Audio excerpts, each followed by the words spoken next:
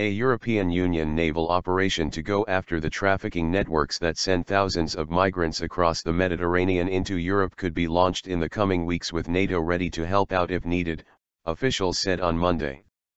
The EU's foreign policy chief, Federica Mogherini, said she expects a meeting of EU foreign and defense ministers to agree to establish the operation.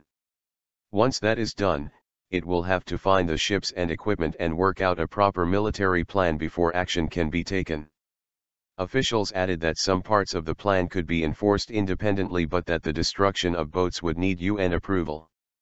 The 28-country EU has been under increasing pressure to take action to clamp down on the trafficking networks that's seen thousands die in the waters of the Mediterranean over the past few years. More than 10,000 people have been picked up alive from the central Mediterranean in recent weeks as they attempted to enter Europe from Libya. The International Organization for Migration estimates that nearly 1,830 migrants have died crossing the Mediterranean this year, compared to 207 in the same period last year.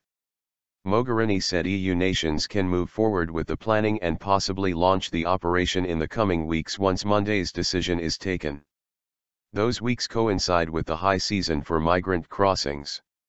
Though NATO has not yet been approached for help, Secretary-General Jens Stoltenberg said the Western military alliance stands ready to help if there is a request.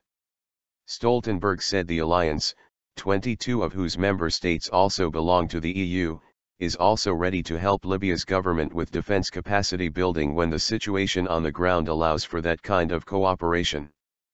He added that he strongly welcomes UN efforts to forge a government of national unity and achieve a ceasefire. Underscoring the need for action on the traffickers, Stoltenberg said one of the problems is that there might be foreign fighters, there might be terrorists, also trying to hide, to blend in on the vessels trying to cross over into Europe. Naval operation.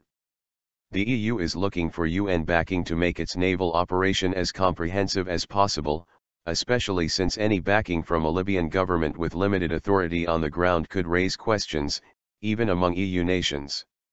The EU's Mogherini also said a decision to get a naval operation off the ground on Monday would increase the EU's political clout at UN headquarters.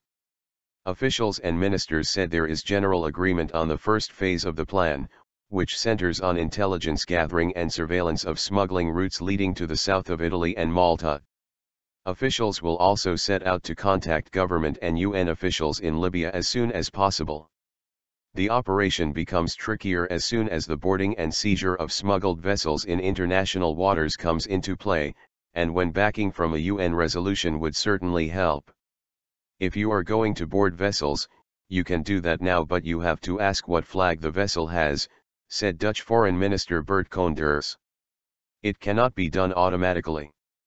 Koenders also said a UN resolution would be desirable if the operation takes place in Libya's territorial waters.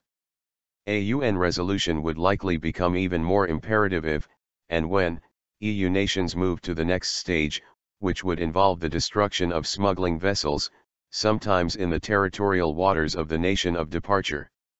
The hope behind such a move would be to eradicate the business case for the traffickers. You can always start a mission upon the request of a country, Koenders said.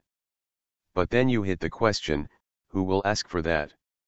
You know, there is a sense of anarchy in Libya and there is a discussion going on to have a unity government. Moving into Libyan territorial waters, and perhaps even taking action ashore to hit at human trafficking networks, would be diplomatically sensitive, and Russia has said it would not accept such action.